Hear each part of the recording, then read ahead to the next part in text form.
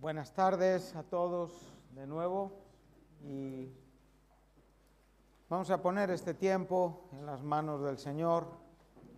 ¿Cuántos todavía tenéis unas poquitas ganas para seguir? Bueno, ahora lo vamos a ver, ¿eh? Ahora lo vamos a ver. Bueno, pues vamos a orar un momento, vamos a poner en las manos del Señor el tiempo, la despedida también de este maravilloso tiempo que hemos tenido. Agradecido por todo lo que hemos vivido, por todo lo que hemos disfrutado, agradecido a Dios, primeramente a todos los que habéis puesto vuestra parte para poder ayudar en alguna manera, y por supuesto a aquellos que han sido utilizados para traernos la palabra aquí en los devocionales que habéis tenido. Bueno, el Señor se ha valido de sus herramientas y hemos sido grandemente bendecidos por sus instrumentos, por sus vasos de honra. Entonces vamos a orar y vamos a continuar a ver qué hacemos con el tiempo que nos queda. Señor, te damos gracias de corazón por todo lo recibido. Ha sido mucho, hemos sido tremendamente bendecidos por tu mano, por la mano de aquellos que tú has usado para enseñarnos la Biblia. Gracias de todo corazón. Bendice sus vidas, Señor, y sigue dándoles fuerzas para poder cumplir su ministerio hasta el fin de la carrera. Gracias por la vida de aquellos que se han esforzado en atendernos físicamente también, Señor, que lo han hecho como para ti y también te han honrado con su vida.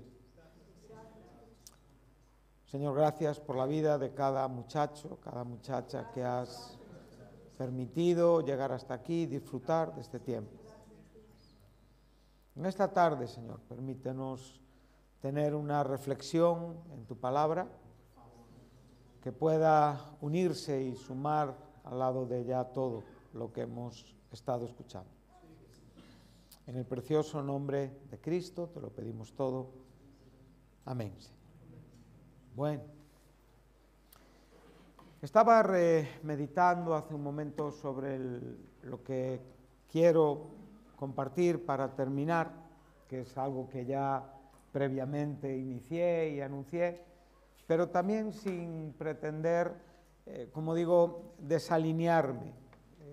Creo que es importante estar alineado al lado de la verdad que hemos estado escuchando para poder, como digo, terminar con un milagro de esa quinonía, esa comunión, esa simbiosis, ¿verdad?, en la que espiritualmente nos sentimos bendecidos a través de una palabra dicha por diferentes personas, pero buscando un mismo enfoque. Después le explico a mi esposa qué es simbiosis, ya lo hago después. Ya la dije el otro día. Es una palabra griega, sin es con y bio es vida, es convivir, sencillamente en castellano. La convivencia, simbiosis. Entonces, voy a tratar de alinearme, ¿verdad? Y para eso vamos a salir en nuestro texto de línea de parrilla de salida, ¿verdad? Esa segunda carta del apóstol Pablo a Timoteo, y vamos a ir al capítulo 3 de Ezequiel para ahí hacer un pequeño recordatorio y saltar al capítulo 1 y ver lo que el Señor nos permite desarrollar en esta tarde.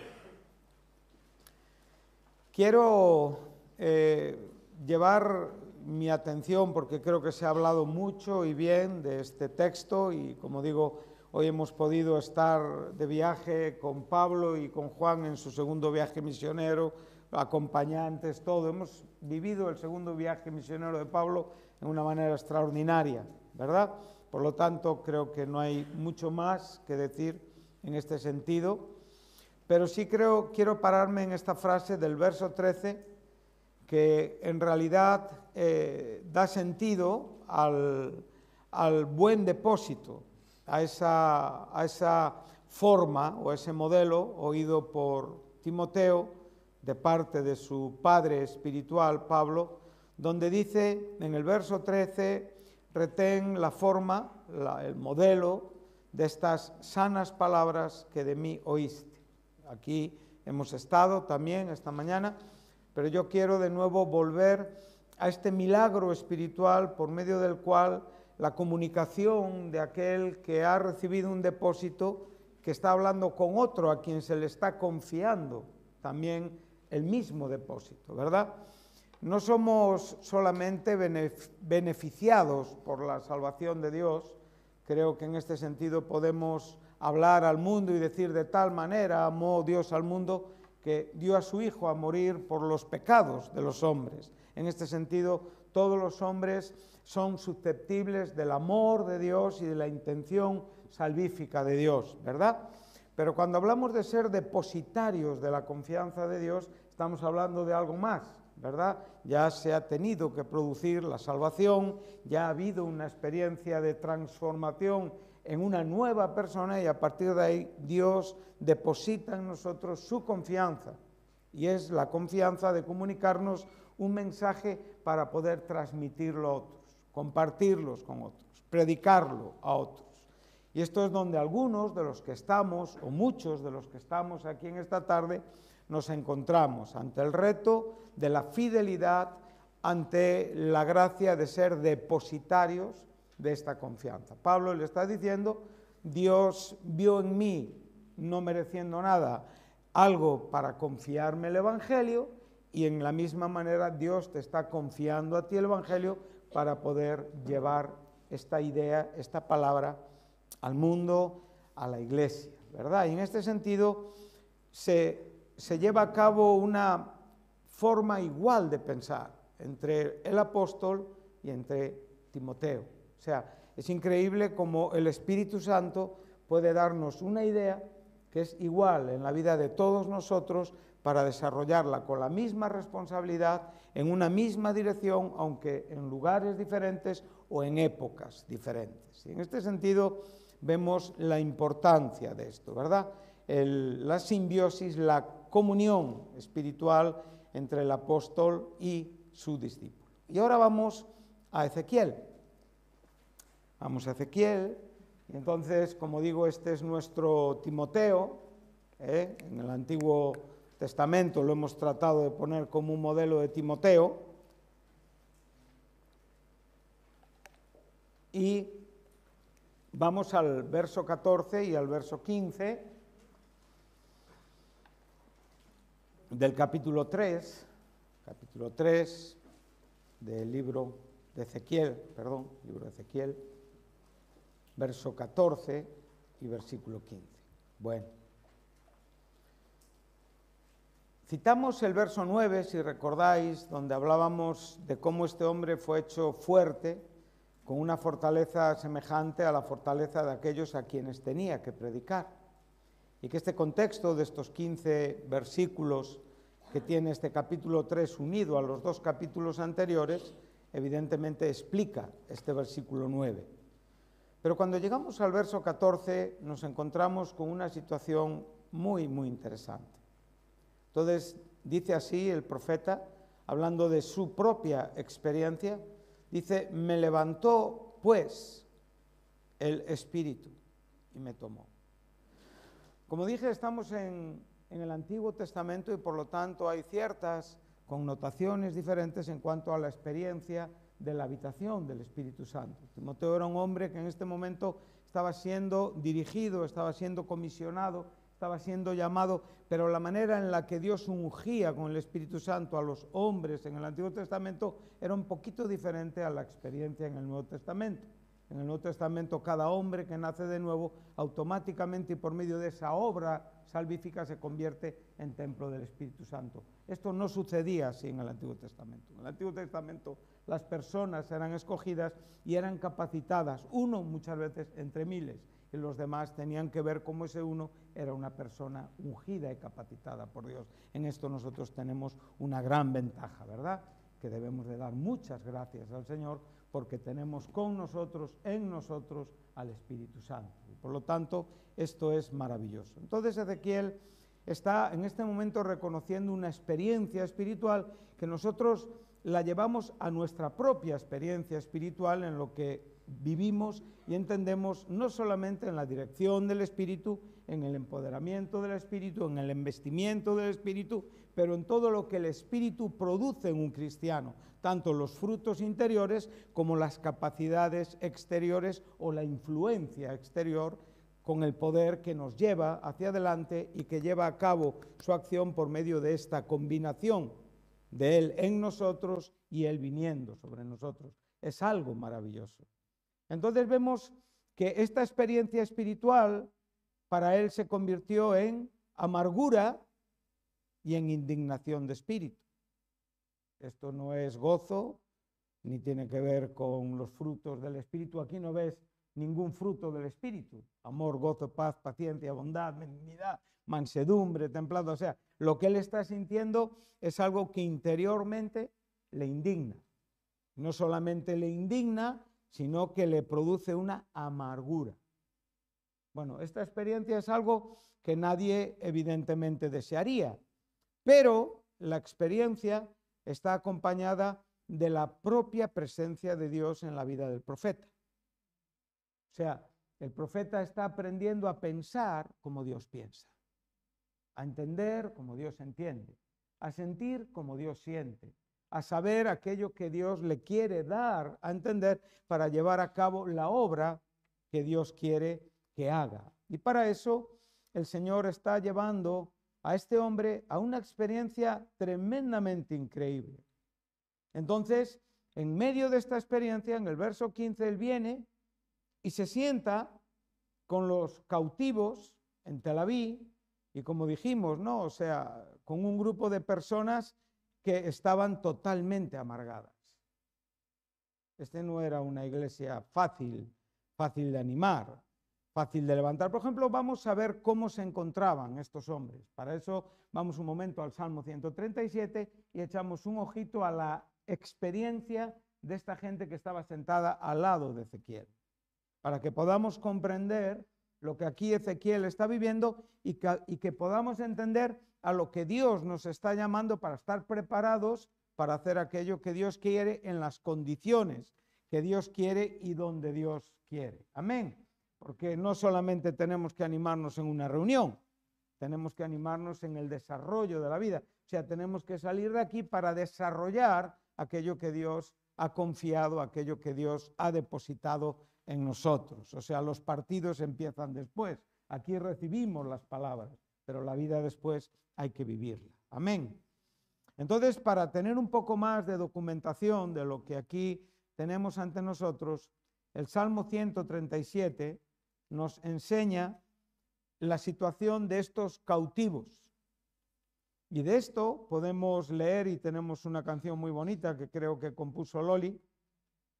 Dice entonces: junto a los ríos de Babilonia, ahí en el río Quebar, donde estaba Ezequiel, dice, allí nos sentábamos y allí llorábamos. O sea, aquí no hay ningún gozo, no hay ninguna alegría, no hay nada que digas, esta gente estaba motivada, esta gente estaba desesperanzada y estaba en un proceso de desesperanzación por medio de la palabra que les iba a rematar.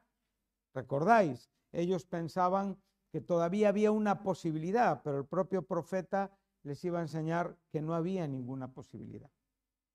Y esto era algo que tenía que entender el profeta y que tenía que entender el pueblo. Entonces, transmitirle a la gente lo que la gente tiene que oír no es tan fácil, porque Dios sabe lo que tú necesitas. Dios puede estar mirándote en esta tarde a tu corazón y sentir como en este momento estás dormido. Es muy difícil para un predicador transmitirte, si yo estoy diciendo algo de parte de Dios a tu vida, cuando tú no estás ni considerando que lo que digo es de parte de Dios. Es difícil, ¿no? Entonces, ahí se produce una situación que es complicada. Son muros que no se pueden salvar ni con ánimo. Yo puedo ponerme aquí a animarme, pero me enfrento a una actitud. Y esa actitud no debe de cambiar mi mensaje. Mi mensaje no puede cambiar por tu actitud. El mensaje de Ezequiel no podía cambiar por la situación del pueblo. El mensaje es el que Dios da o no es mensaje. Entonces hay mensajes que nos gustan más y mensajes que nos gustan menos, ¿no? Pero son mensajes y son mensajes de Dios.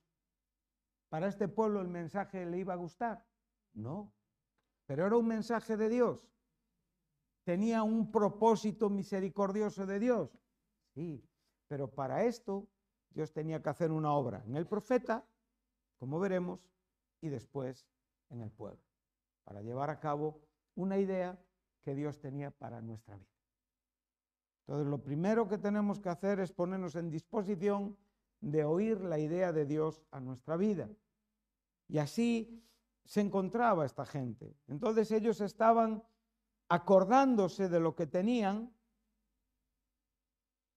llorando por lo que no tenían, y dice que sobre los árboles, en medio de ella, allí colgaron las arpas con las que alababan, con las que cantaban, y todavía le añadimos la dificultad que aquellos que les habían llevado cautivos les decían que cantaran. Esto es complicado. Quizá algún día te veas así. Quizá lleguen días a la vida de muchos de nosotros donde no va a haber ganas de cantar porque nos vamos a ver en un terreno donde vamos a necesitar un mensaje claro porque Dios sabe lo que yo, lo que tú, lo que cada muchacho, cada muchacha necesita. Nosotros caminamos en una dirección, pero muchas veces es la dirección equivocada, aunque la caminamos en el nombre de Jesús. Pero veremos cómo Dios nos tiene mucho que enseñar y a lo mejor en esta tarde puede hacernos pensar sobre el momento que vivimos en nuestra vida. Entonces dice, y los que nos habían desolado nos pedían alegría, diciendo, cantadnos algunos de los cánticos de Sion. Y aquí tenemos la canción que cantamos en Red.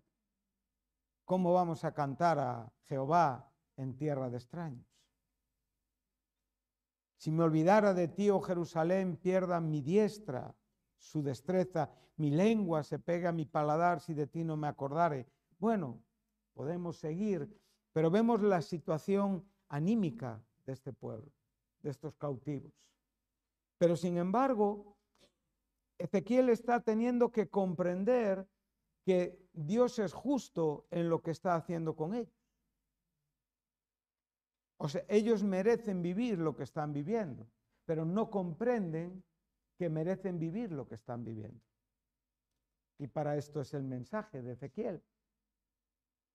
Muchas veces nosotros nos rebelamos a lo que estamos viviendo. Pensamos que nosotros tenemos que vivir otras cosas o queremos vivir otras cosas o no nos identificamos con lo que tenemos por delante. Echamos la culpa a nuestros padres, echamos la culpa a nuestras circunstancias, pensamos que muchas situaciones podrían ser diferentes si sencillamente las cosas fueran como yo quiero que sean, pero sin embargo Dios no cambia tus circunstancias. Hay un mensaje que oímos, Dios cambia circunstancias, amén, pero a veces Dios no cambia circunstancias. Y te dejan esas circunstancias para que tú entiendas que esas circunstancias son las que tú necesitas vivir para comprender aquello que Él tiene para ti. O sea, aquello que Él tiene para ti no puedes vivirlo si no vives primero las circunstancias. Y para esto, ¿quién es suficiente? ¿No? Muchas veces, como digo, es muy difícil aceptar ciertos procesos amargos interiores que solo conocemos nosotros y que a veces conocen otros porque son situaciones de desgracias, situaciones donde se sufre y donde la gente nos ve sufrir, pero es difícil ver a Dios en esas circunstancias. Pero a veces, vuelvo a repetir, lo que yo vivo lo necesito vivir para entender el mensaje de Jesús.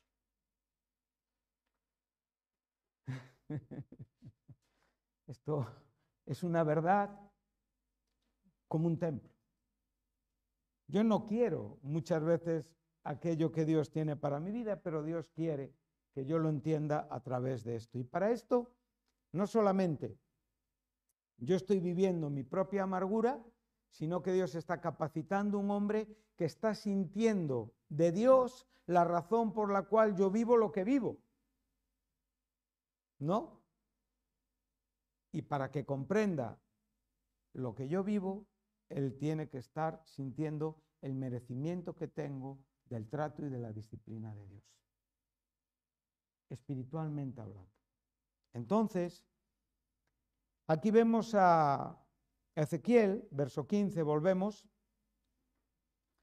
y dice que él estaba, entonces aquí tenemos que hacer también un pequeño detalle, porque el término atónito ya nos lo hemos perdido de vista, ¿eh? O sea, quiero que os quedéis con el verdadero significado de atónito, ¿eh? Eso no es atónito, ¿eh? Entonces, vemos que este hombre está ahí sentado y está sufriendo las consecuencias de una visión que tiene ya en el capítulo 1, una visión de Dios que le ha dejado en estas condiciones. ¿Y qué es el significado de este término? Es una consternación, una desolación interior con repulsa y con asco. ¿Por qué? Porque está comprendiendo lo que el pecado significa para Dios. Si tú no sabes lo que el pecado significa para Dios, el otro día había un jovencito que me preguntaba y me decía, bueno, pero un cristiano peca. Sí, claro, cristiano peca, ¿no? Eso ya lo sabemos. Todos los que somos cristianos sabemos que en alguna ocasión de nuestra vida hemos pecado. De una manera o de otra hemos pecado, ¿verdad? Pero le dije, ¿a qué te refieres? ¿A si practica el pecado o que realmente un cristiano tiene un hábito de pecar? Digo, no, un cristiano no tiene un hábito de pecar. Juan es muy claro. Si tú lees la primera carta de Juan, él te va a enseñar claramente que tenemos un abogado, ¿verdad? Si pecamos, abogado tenemos para con Dios, que es Jesucristo el justo, ¿verdad? Pero te dice, el que ha nacido de nuevo no peca. ¿No dice así? Y dice más, el que ha nacido de nuevo no practica el pecado, porque el que ha sido engendrado por Dios, o sea, Cristo en tu corazón, te protege para que tú no peques, para que no tengas la capacidad de pecar. Atiéndeme, por favor, no mires para allá, para otro lado, mírame. O sea, para que puedas vencer aquello que te lleva a actuar contra la santidad de Dios. Bueno, si tú sigues leyendo la carta de Juan, ves que él viene diciendo hasta que te dice, mira, yo pido que oréis, pero que no oréis por los pecados de muerte. O sea, por situaciones que claramente indican que personas ni han nacido de nuevo o personas que ya tienen que acabar con el Señor porque el Señor les está entregando a su forma de vida. Y para eso tienes que comprender que es pecado. Para que una persona le diga, no, yo le entrego a Satanás. ¿Eso viene en la Biblia? ¿A qué sí? ¿A qué viene en la Biblia? ¿Para qué? Para que sea condenado con el mundo y que en el fin sea salvo. ¿Quién entiende esto? Entonces aquí hay asuntos que para que sean de otra manera, primeramente tenemos que tener el entendimiento con el Señor de cómo Dios piensa acerca de depende qué asuntos. En este caso, un tema delicado es el pecado, ¿no? Pero el pecado es lo que trastorna la vida de muchos jóvenes.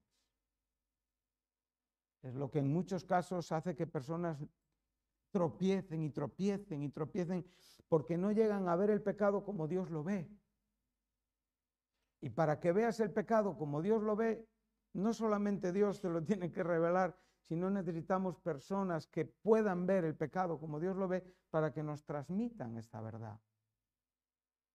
Entonces aquí es donde podemos encontrar una sanidad tremenda, espiritual, para la vida de muchos de nosotros.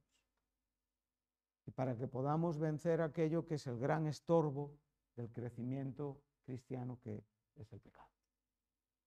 Entonces, Ezequiel está conociendo cuál es la razón por la cual este pueblo está como está. Pero este pueblo no sabe por qué está así, no comprende por qué está así, y tiene que llegar a comprender por qué está así. Y para eso el Señor tiene que darle a Ezequiel esta idea. Y esta idea viene por medio de una revelación, de una visión. Y esa visión deja a Ezequiel 7 días atónito. Atónito por ser capaz de digerir espiritualmente. ¿Recuerdas? Dios le da un rollo a comer. Eso lo leemos aquí en estos primeros capítulos. Y ese rollo es muy amargo. ¿Por qué es amargo? Porque es un mensaje que viene a tratar con el pecado. Pero una vez que eso es digerido y entendido, en el estómago se vuelve ¿qué? Dulce. Es donde vemos cómo la gracia de Dios actúa con el corazón de los creyentes, con el corazón de cada cristiano. Comprender qué es pecado y comprender qué es gracia. Ezequiel tuvo que entender primeramente la realidad de un juicio, ¿sí? Tuvo que entender que el optimismo que se vivía no era el adecuado. Por otro lado, tenía que entender lo justo que era este juicio, o sea, la justicia de Dios. Y después tenía que entender un tercer aspecto muy importante, que ahí es donde los hombres tenemos que tener mucho cuidado, que son los límites del juicio. ¿Quién pone los límites del juicio? ¿Tú o Dios? Es Dios. Y el límite del juicio es la misericordia. Es la acción misericordiosa de Dios que actúa para que ese juicio no acabe con tu vida, no termine con tu corazón. Entonces ese límite es la revelación que él está entendiendo. Entonces vemos que él está atónito. Bueno, este término lo vamos a leer ahora en el capítulo 8 de Daniel. Vamos a ver este mismo término y vamos a ver qué situación tan maravillosa para después seguir un poquito más adelante. ¿Estáis conmigo? Gracias. Cuando vamos al capítulo 8 de Daniel,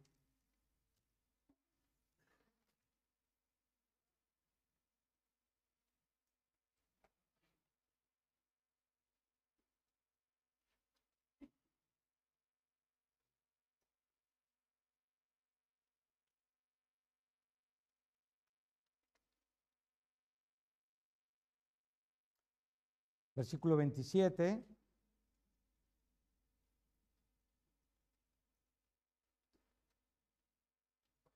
él acaba de tener una visión también, no vamos a explicar estas visiones apocalípticas ahora mismo, creo que no es la hora, ¿verdad? Dice, y yo, Daniel, quedé quebrantado y estuve enfermo algunos días. Y cuando convalecí, atendí los negocios del rey, pero estaba atónito a causa de la visión y no la entendía. Cuando tú abres el capítulo 9 de Daniel, te encuentras que uno de los asuntos principales que Daniel tiene que entender es el pecado del pueblo y la misericordia de Dios, ¿verdad? Además de toda esa visión profética del futuro. ¿Cuántos libros apocalípticos tiene la Escritura? A ver, ¿dónde están aquí los estudiosos de la Biblia? ¿Qué es un libro apocalíptico? Un libro apocalíptico es un libro que contiene escatología, ¿sí? ¿Cuántos libros tenemos? En el Nuevo Testamento, ¿cuántos libros apocalípticos hay?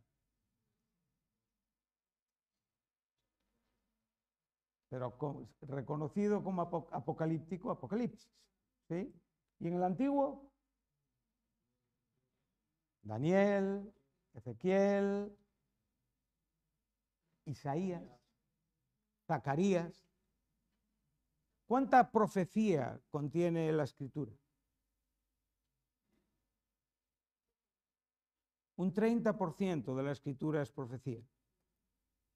¿Y cuánta queda por cumplir? Un 10%. Aquí podemos ver la fuerza de lo que estamos estudiando. La importancia de lo que es tener un mensaje para el mundo. Comprender lo que representa y significa ser depositarios de Dios. Lo que sintió Daniel, lo que sintió Ezequiel. Y aquí podemos ver cómo Daniel queda absolutamente exhausto, espantado, atónito, lleno de una comprensión de Dios para poder actuar como profeta con su pueblo. Entonces, vamos para atrás al capítulo 1 de Ezequiel.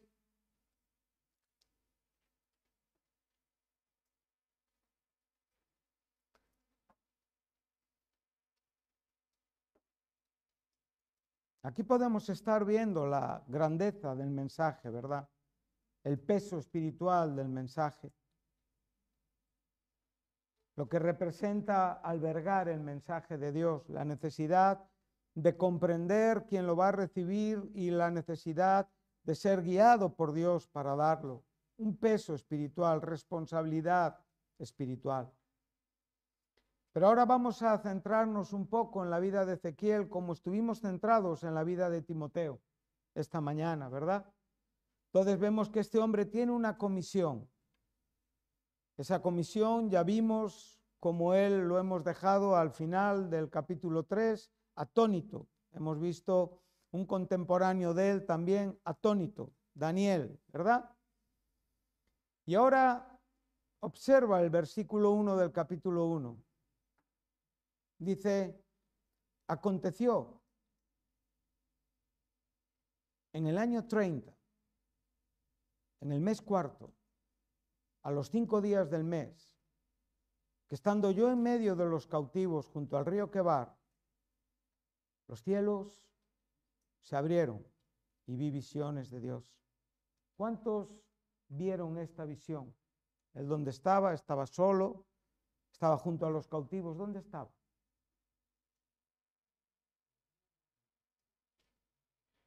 Tenéis la Biblia delante, es fácil responder. Claro. Pero ¿cuántos vieron esta visión? Que yo sepa, cuando llegamos al verso 15, el único atónito es él. Pero allí hay más personas alrededor de Ezequiel. ¿Recuerdas Saulo camino de Damasco? También tuvo su comisión, su llamamiento, cuando él es tirado de su cabalgadura y cuando el propio Jesús le comisiona como comisionó a sus discípulos, llamándolos en vida física por nombre. Para este tiempo el Señor ya estaba resucitado, pero Cristo mismo se le apareció a Pablo, sí, en el camino de Damasco. ¿Cuántos oyeron lo que Pablo oyó? El mensaje se vende caro, ¿eh? Porque aquí muchas veces pensamos que no. Antes me preguntaba Johnny, muy preocupado, me decía, hoy cenamos juntos. ¿Sabes quién es Johnny? Y yo me quedé mirando y le dije, si llevamos cenando juntos desde que llegamos. ¿No? ¿No hemos cenado juntos todos los días? Pero él a qué se refería. Algo un poquito más privado, más íntimo, ¿no? Más individualizado, o sea, más personalizado. Él no nos tenía a todos en su mensaje, ¿no? Él había reducido su mensaje a una sola persona. Aquí lo vemos en una manera sencilla y práctica entre nosotros. Entonces, lo que podemos ver es que aunque hay muchas personas ahí, es un solo hombre el que recibe un mensaje para el resto de las personas. Estamos viendo lo mismo con Daniel, estamos viendo lo mismo con el apóstol Pablo y podríamos estarlo viendo lo mismo con muchos profetas, porque esta es la manera en la que Dios comisiona a las personas. O sea, cuando aquí estamos hablando de un llamado espiritual al corazón, Dios tiene primeramente que mostrarte tus circunstancias, entender tus circunstancias, transformar tus circunstancias, reorientarte en tus circunstancias y darte el mensaje para que tú seas una persona efectiva y ungida por Dios con un mensaje entendido de Dios. Esto es lo que aquí está pasando, chicos. Y esto es lo que muchas veces en nuestra vida nos falta. Primeramente porque tenemos que aceptar que Dios tiene que reorientar nuestra historia.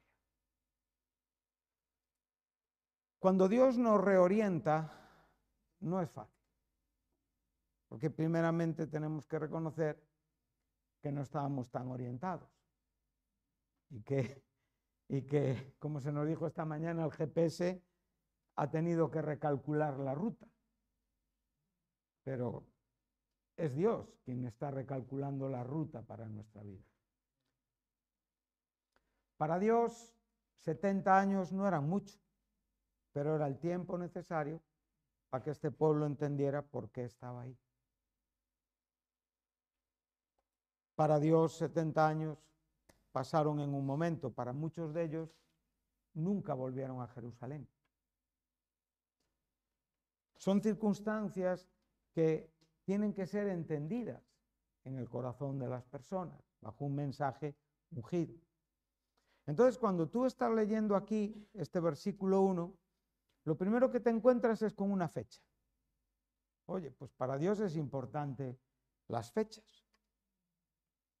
Más concretamente, estamos un 31 de julio del año 593 a.C. Bueno, ¿y esto qué tiene que ver? Pues tiene mucho que ver porque es la historia que Dios nos está contando. Hoy se nos ha hablado de historia, ¿no? Nosotros, ¿cómo interpretamos la Biblia? ¿Cuál es nuestro método interpretativo? Nosotros tenemos un método histórico, gramatical y literal. Ese es nuestro método interpretativo. Entonces, ¿la historia es importante? Es muy importante. ¿La gramática es importante? Es muy importante. Y la literalidad en el mensaje, o sea, que la Biblia se interpreta ella misma, es muy importante. Pero cuando estamos ante mensajes apocalípticos, tenemos simbología y necesitamos interpretar en una manera en la que a veces no somos capaces.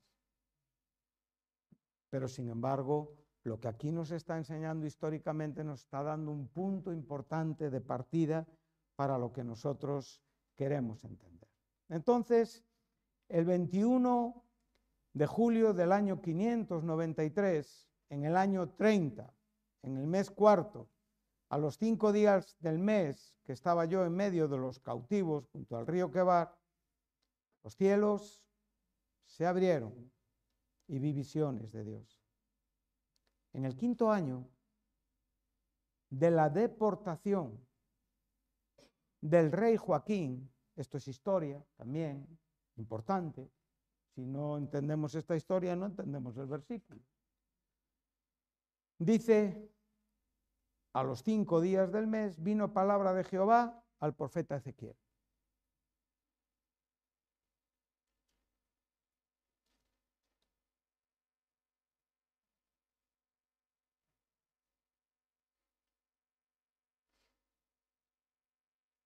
Perdón, ¿cómo?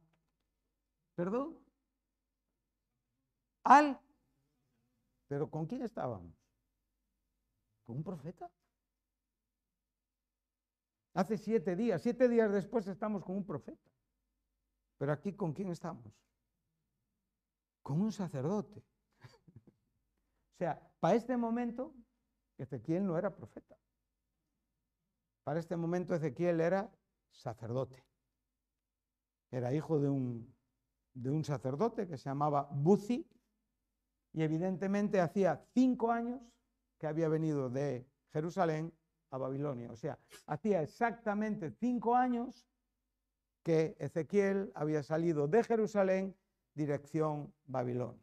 Pero no solamente 5 años, sino posiblemente estemos hasta en el día de su 30 cumpleaños. Le cantamos el cumpleaños feliz a Ezequiel, porque 30 años son importantes, ¿verdad? en el Antiguo Testamento.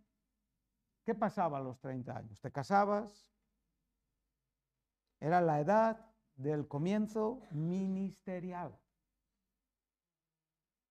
O sea, estamos con ciertos detalles muy importantes, ¿no? O sea, aquí vemos un hombre convencido de que su trabajo y su ministerio iba a ser ¿qué? Ser sacerdote. Pero como sacerdote no podía hacer el trabajo al que Dios le estaba llamando. Pero él estaba convencido que su futuro era ¿qué? Ser sacerdote.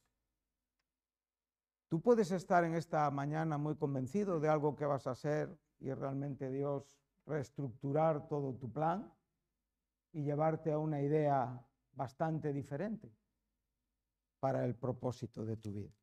Bueno, vamos a entrar solamente un poquito en la historia, porque creo que es importante. ¿A quién le gustan las clases de historia? Y hasta ahora están buenísimas. Para algunos ya para que se acaben de dormir, ¿eh? Hermanos, están así como el bolígrafo. Ahí ya casi medio muertos. Entonces ahora ya si me meto con la historia del Antiguo Testamento, ya para que descanses. Ya que te pongan el título de RIP aquí arriba, descansa en paz. Entonces vemos que 5 años hacía que Ezequiel había venido desde Babilonia. Entonces, Ezequiel fue un hombre que nació en los tiempos del rey Josías. ¿Quién fue el rey Josías? El rey Josías fue el último rey piadoso de Israel, el último rey piadoso. Para hablar un poquito de Josías y rápidamente tenemos que ir al rey Acaz. El rey Acaz fue un rey que se unió a Siria, ¿verdad? O sea, hizo un vasallaje, o sea, hizo que el reino de Judá, en cierta manera, entrara en una conveniencia con Asiria. Después del rey Acaz tenemos al rey Ezequías, conocido por ese hombre que permitió a los enviados de Babilonia espiar todos los tesoros y que se le fue profetizado. Ezequías fue el papá de Manasés, el terrible rey que reinó 58 años, siendo un rey malvado, maldito, terrible, ¿verdad? Y Manasés fue el papá de Josías, ¿sí? Y en este tiempo nace nuestro Ezequiel, en los tiempos de Josías. Él nace en un tiempo donde las reformas sacerdotales están en auge. Josías reforma la ley, Josías tira muchísimos lugares altos, o sea, aparentemente hay unas reformas religiosas, pero curiosamente, en el tiempo en el que Josías está reinando, aparentemente con un reinado bien dirigido, Dios llama a un profeta llamado Jeremías cuando Ezequiel tenía 5 añitos. Jeremías empieza a predicar en Jerusalén. ¿Pero a qué viene Jeremías a predicar a Jerusalén si ya Jerusalén tiene buenas reformas? Si ya la ley se ha entendido de nuevo, ahí estamos celebrando la Pascua en una manera maravillosa, pero sin embargo, ¿quién está viendo el corazón de Jerusalén? ¿Quién ve el corazón de cada uno de los que estamos aquí? Y por eso el Señor tiene mensajeros. Amén.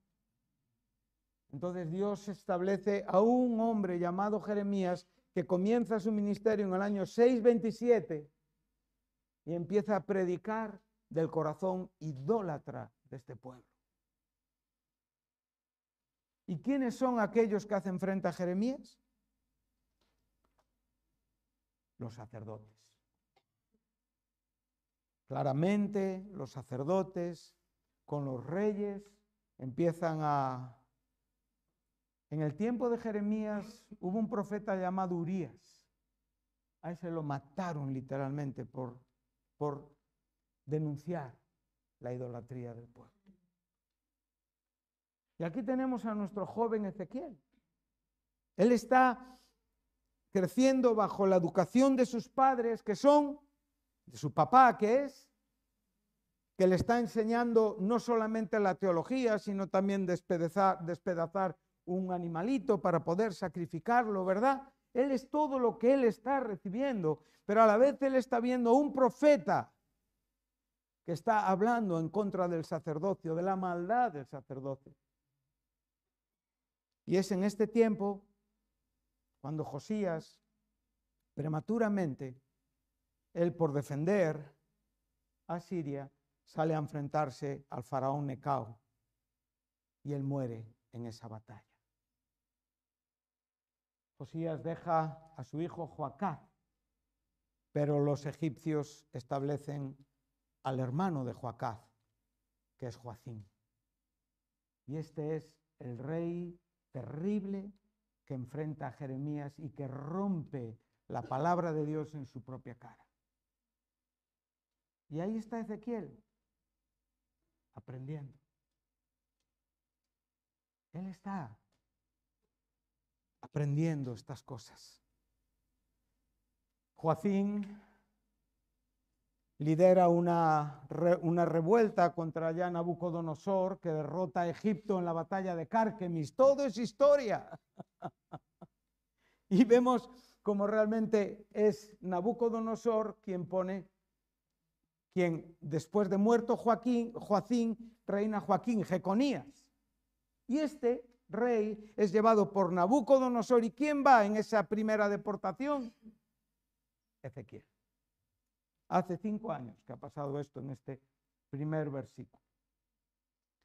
Durante esos 5 años, ¿qué pasa? El tío de Joaquín sube al trono como un rey títere por parte de Babilonia que se llama Matatías o Sedequías.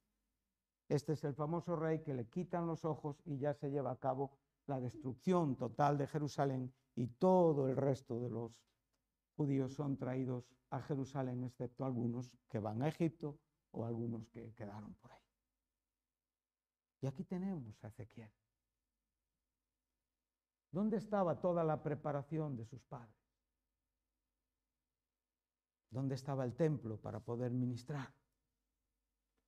8.000 kilómetros de distancia.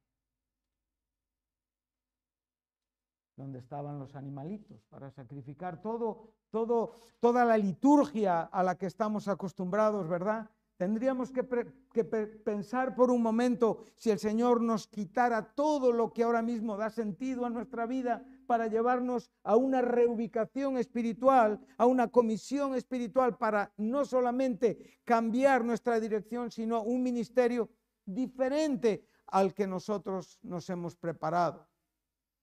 Pero Dios tiene para ti lo mejor, hijo. Tú tienes que estar en las manos de la voluntad del Señor. Amén. Entonces Dios quiere comunicarte a ti una verdad y una enseñanza maravillosa. Esta es la historia que nos encontramos aquí. Y justo ese día 30, donde él estaría pensando, fíjate, Jerusalén, ¿qué quedará del templo? ¿Qué es de mi futuro? No había absolutamente nada. Porque esta mañana por lo menos Timoteo anda que no viajó. Pero este hombre no fue a ningún lado. Pero Dios en el Espíritu le llevó a todos. Le llevó a Jerusalén, le enseñó lo que allí estaba pasando, le llevó hacia el futuro, le enseñó tantas cosas. Pero para eso tuvo que reorientarlo. Yo quiero que el Señor me reoriente cuando Él quiera. Y te animo a que le pidas que también sepa reorientarte cuando tratan de decirte que igual puede tener una idea diferente para la vida. No te aferres a lo que ha sido tu vida hasta hoy, porque aunque ha sido buena y estamos agradecidos al Señor y como se nos ha dicho, nuestra historia, ¿verdad? Yo no quiero tampoco llegar a ser como el abuelo Cebolleta. Eso es lo que Juan hablaba, ¿no? El abuelo Cebolleta, que contaba historias. No, yo quiero también tener un mensaje. Pero para tener un mensaje, el Señor tiene que orientarme. Y esa orientación viene en una manera muy clara cuando tú observas la vida de Ezequiel. Este hombre de 30 años, sacerdote sin templo, en estos momentos está empezando a reflexionar sobre lo que está pasando. Y mira Ahora vamos a estudiar los siguientes versículos de todo lo que es la visión de Ezequiel, pero solamente vamos a pararnos en el verso 4 y después un poquito del final. Entonces, ahí él tiene visiones. Los cielos se han abierto ante el corazón y los ojos de Ezequiel. Y sobre él, ¿qué viene? La mano de Jehová. La mano de Jehová. ¿Recuerdas el verso 15? El Espíritu, ¿cómo lo levanta? El Espíritu lo toma y la mano de Jehová le fortalece. O sea, un pueblo desesperanzado. Un pueblo que evidentemente tenía que comprender lo que todavía no comprendía. Un hombre en el proceso de comprender lo que Dios espera de él para recibir el mensaje y comprender el mensaje para dárselo a este pueblo. Eso es lo que Dios hace entre nosotros.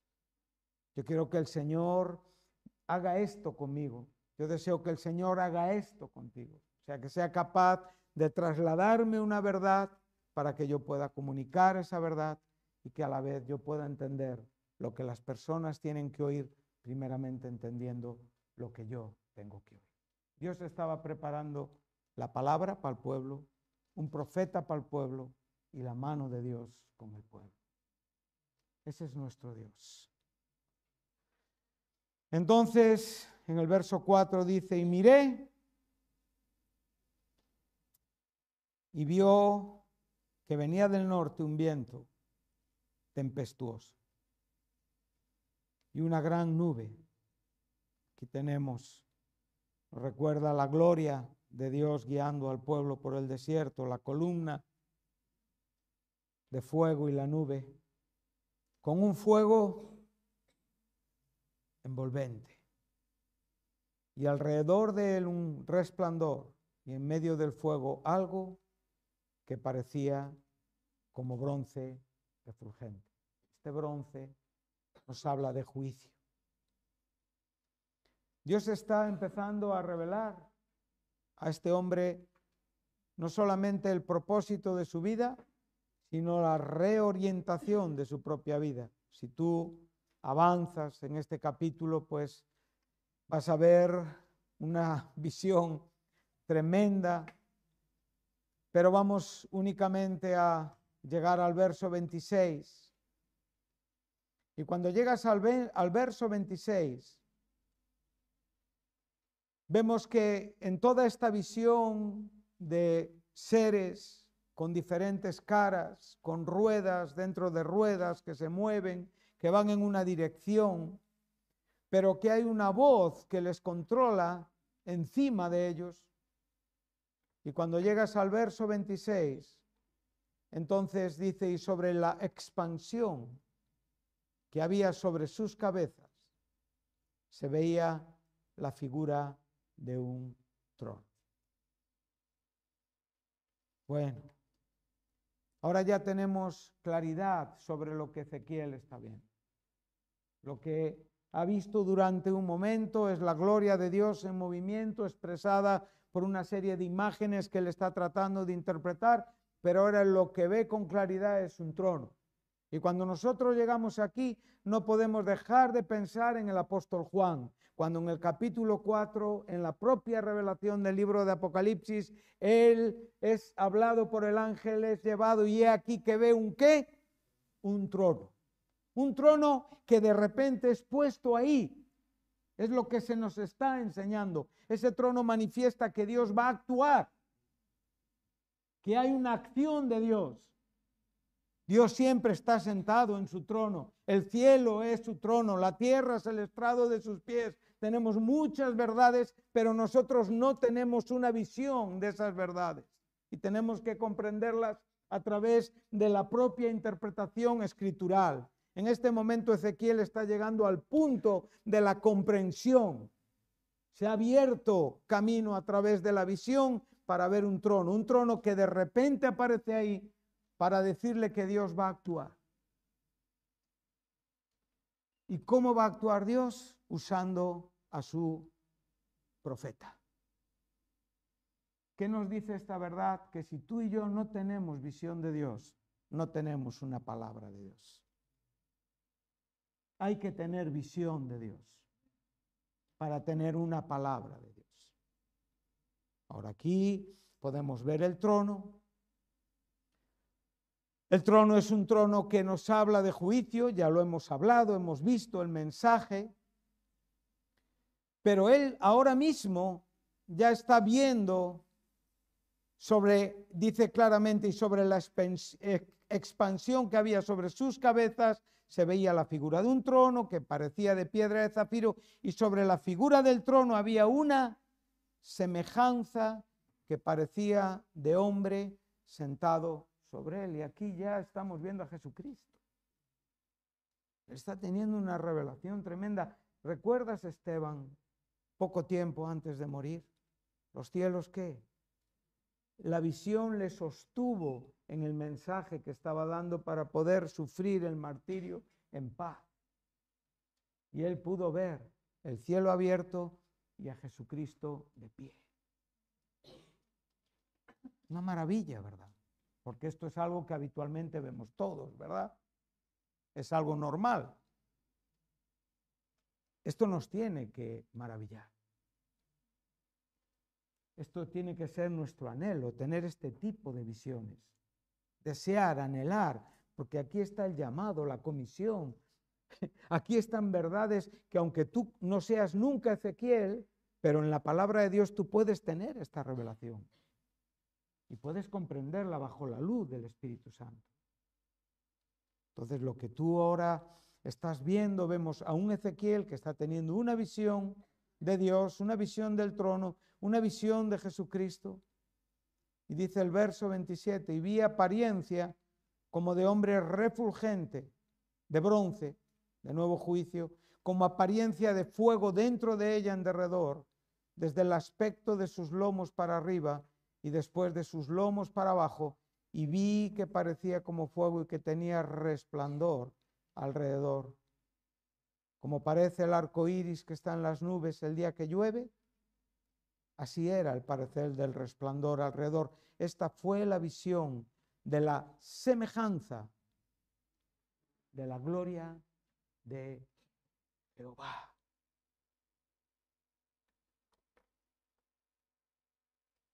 El mensaje no viene de cualquier manera. El mensaje tiene que llegar a tu corazón bajo la revelación de quién es Dios a tu vida. Y cuando esto sucede, el profeta está diciendo la semejanza de la gloria de Jehová. Observa que la grandeza que vio todavía le hizo ver a Dios más grande que la propia visión que le estaba viendo. ¿Y qué es lo que sucede? Entonces cae postrado. ¿Quieres que Dios te hable? Esta es la forma, esta es la manera. El Señor tiene que comisionarnos.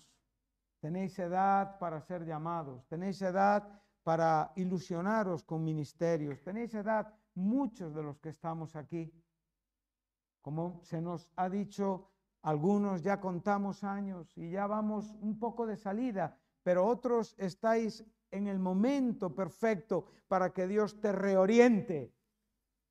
¿Cuántas personas aceptarían en esta noche una reorientación de Dios? Wow, parece que no queremos que Él obre. Yo quiero si es su voluntad. ¿Cuántas personas en esta noche aceptarían un llamado de Dios? Esto es lo que está pasando en esta historia. Un chico preparado para muchas cosas, cambiado en el camino, con una idea ministerialmente diferente, tremenda, con una comprensión profunda de quién es Dios, y bajo esa comprensión profunda entonces venimos sobre nuestros rostros, porque no podemos estar de otra manera delante de Dios. Esto es lo que un cristiano tiene que hacer, no en una manera religiosa ni física, pero tiene que ser algo que en nuestro corazón tiene que fácilmente manifestarse. Y cuando el Señor ve nuestro corazón postrado ante Él, como resultado de la información que nos ha dejado atónitos, entonces, ¿qué es lo que sucede? Entonces vas a oír la voz de Dios. Así sí.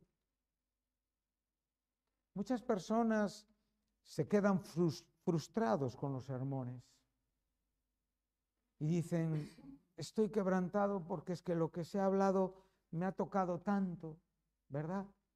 Y me veo que no estoy a la altura de la predicación, pero ¿eso te sirve de algo?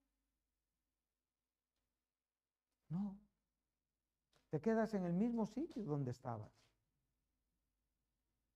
Pero cuando el Señor puede llegar a tu vida, a ti personalmente como cristiano, y puede revelarte quién Él es con todo el potencial de su información y de su propósito para tu vida, entonces tú vas a caer postrado.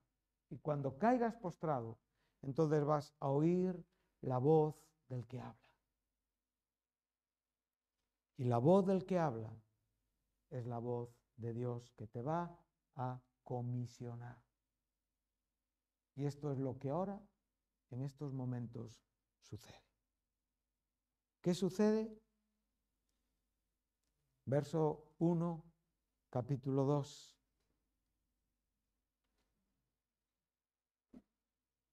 Y me dijo,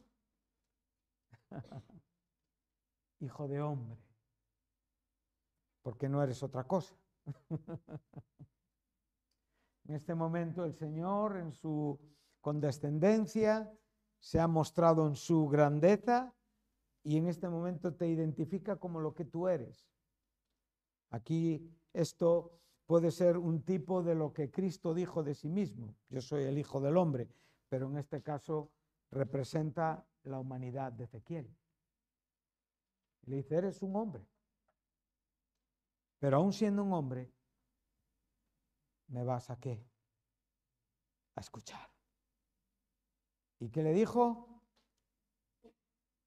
Ponte sobre tus pies. ¿Para qué? Para hablar contigo. Y luego que me habló, entonces entró el Espíritu Santo en mi vida. O sea, la palabra de Dios viene con el poder para poder predicarla. El Espíritu Santo entra en la vida de Ezequiel y lo que él experimenta es la afirmación de su vida y la capacidad de oír al que está hablando. Entonces, ahora se van a desarrollar una serie de versículos donde durante este capítulo 2 y 3 él va a escuchar palabras para él, palabras para el pueblo de Dios, pero no vamos a llegar ahí. Vamos a ir cerrando con los versículos que tienen que ver con la palabra enviar. Tremendo. ¿Dónde estamos? Cuando tú llegas al versículo 3, anota versículo 3 y versículo 4.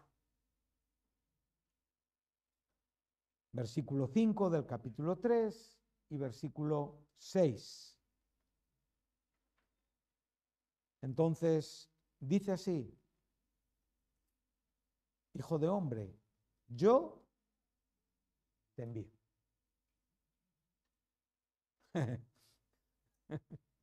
¿Quieres el poder para ir a donde tienes que ir? Pues esta es la experiencia para poder desarrollar un ministerio, para poder iniciar un ministerio y para poder vivir como un cristiano que quiere dar un mensaje o una cristiana que quiere dar un mensaje al mundo. Primero, tengo que tener una revelación de quién es Dios.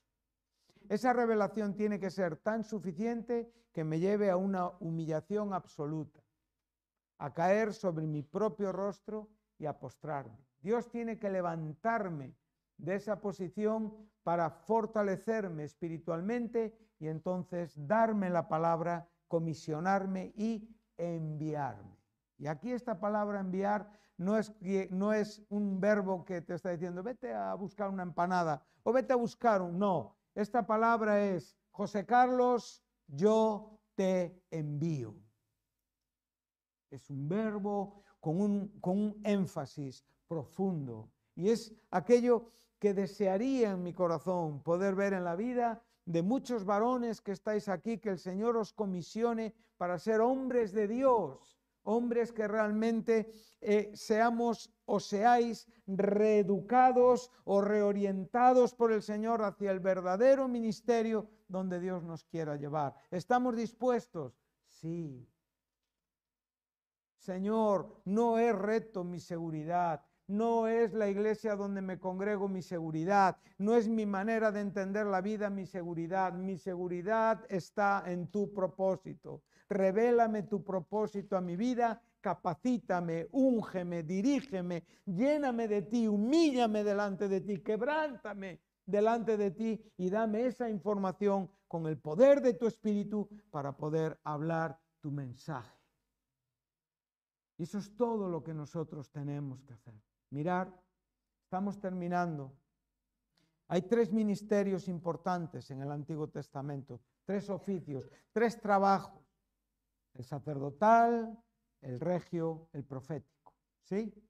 El sacerdotal, cuando nosotros lo estudiamos, sabemos que nosotros somos sacerdotes en la propia inclusión salvífica. Somos convertidos en sacerdotes que pertenecen, como dice Apocalipsis, somos un reino de sacerdotes, ¿sí? Perfecto. Pero el sumo sacerdote solo es uno. Y el que cumple toda la idea sumo sacerdotal del Antiguo Testamento es Jesucristo, ninguno de nosotros. Cuando vemos el oficio de rey, evidentemente, rey solo hay uno. Nosotros no reinamos, Él reina. Y nosotros somos un reino, reinamos con el rey. Pero cuando vemos el ministerio profético, cuando ves en el Antiguo Testamento reyes, ¿cuántos fracasaron? Del reino del norte, todos. Y del reino del sur, muchos. Cuando tú ves sacerdotes, ¿cuántos fracasaron? Muchísimos. Profetas, comisionados y enviados por Dios, ¿cuántos? Comisionados como Ezequiel, pero pocos. Vemos que el ministerio profético es un ministerio que nos une ¿a quién? Nos une al propio Jesucristo. Jesucristo es el profeta por excelencia. Es aquel profeta de quien habló Moisés, que Dios levantaría un profeta de entre el pueblo como Moisés.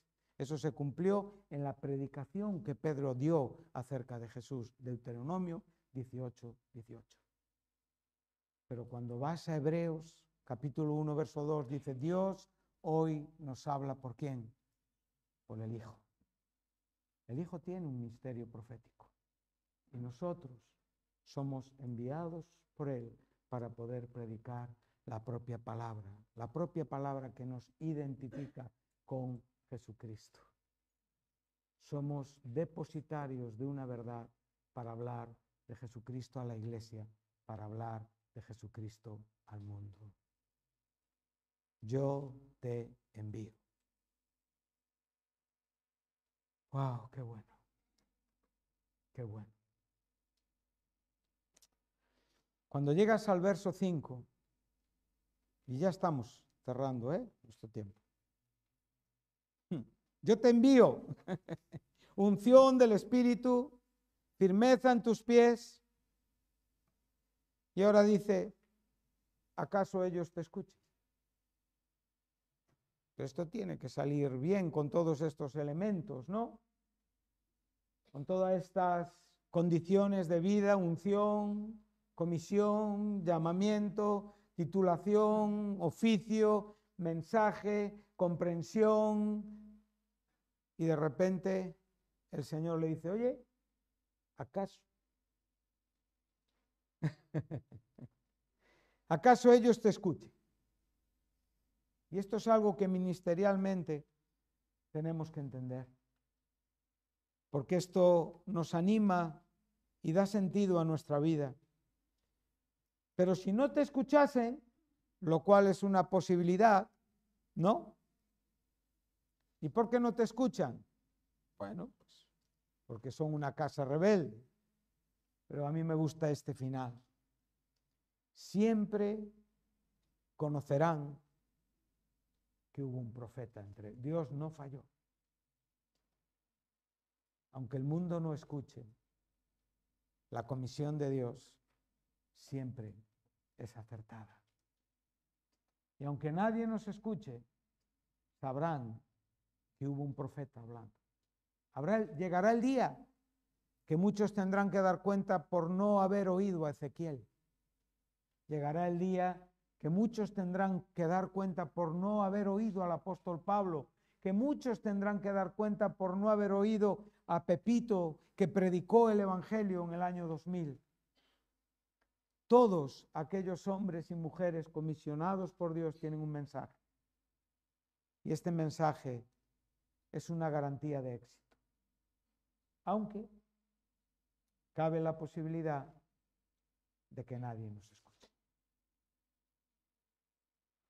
Pero si no nos escuchan, ¿cuántos en esta tarde no me han escuchado? Unos pocos.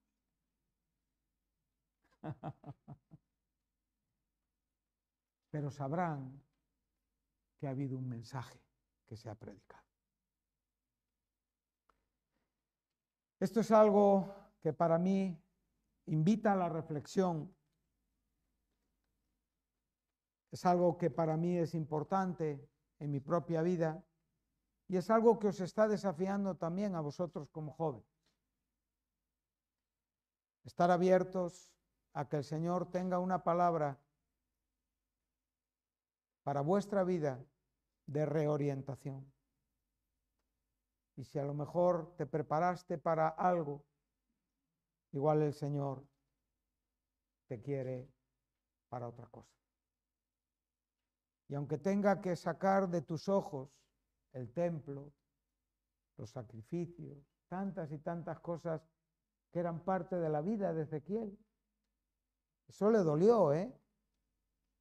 Pero sin embargo, él entendió que Dios lo estaba llamando. En esta noche, estoy seguro Dios está llamando a alguien. ¿Quieres aceptar el desafío de Dios?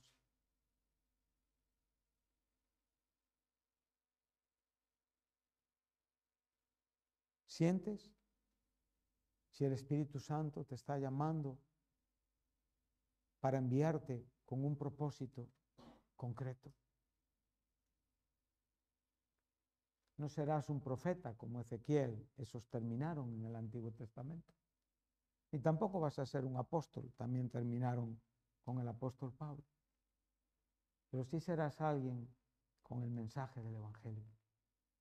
Sí serás alguien con el depósito, con el tesoro, con el modelo transmitido, para que hoy tú puedas ser esa persona.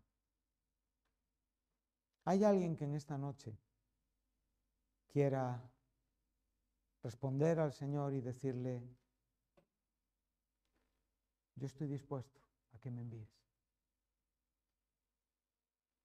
Decir como el profeta Isaías cuando vio la gloria de Dios y cuando pudo comprender quién él era delante de Dios y cómo Dios purificó la vida del profeta, entonces Dios dijo, ¿a quién iré y a quién enviaré por nosotros?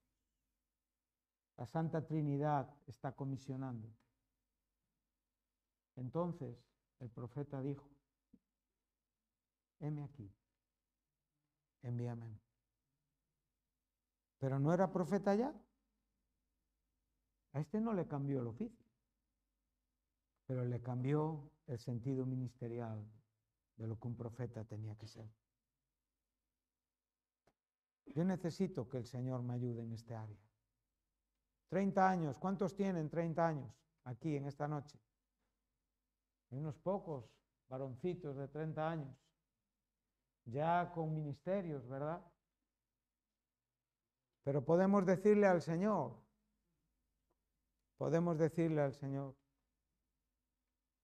si tienes algo para mí, dispuesto estoy a recibirlo. Podemos orar.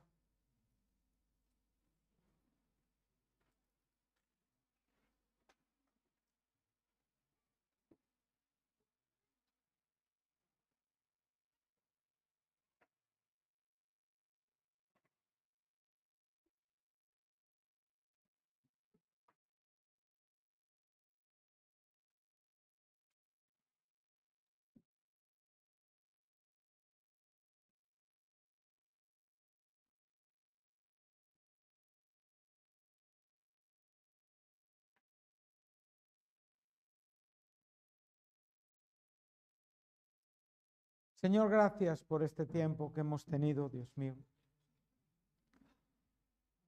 Hemos estado disfrutando de tu palabra, de tus verdades, Señor.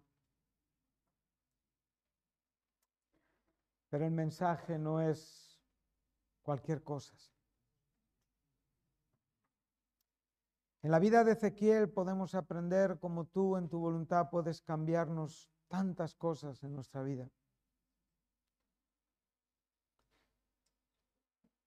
Podemos reflejarnos, podemos aprender en cómo un hombre que se preparó a lo largo de tantos años para debutar como un sacerdote se encontró con un ministerio totalmente diferente. Pero él pudo vivir la comisión, el poder, la unción. Él pudo ser un profeta de Dios. Profeta que respondió al llamado y que llevó a cabo una tarea a lo largo de muchos años al lado de personas a quienes les predicó el Evangelio. Dios mío, en esta noche, permítenos reflexionar sobre nuestra vida. Aceptar el desafío que viene de tu mano, Señor. Y estar dispuestos a hacer aquello que tú quieres que hagamos. Aunque pensemos otra cosa, Señor. Nuestro corazón tiene que aceptar tu voluntad y tus tiempos.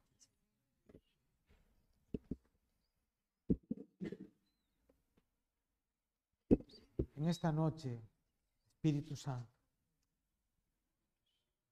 háblanos desde dentro, Señor. Úngenos desde lo alto, Dios mío. Por un momento, sácanos de la propia forma razonable de entender las cosas, del costumbrismo, Señor. Libéranos, Señor, de aquello que a veces es un estorbo para la vida. Y levántanos en el poder de tu Espíritu Santo.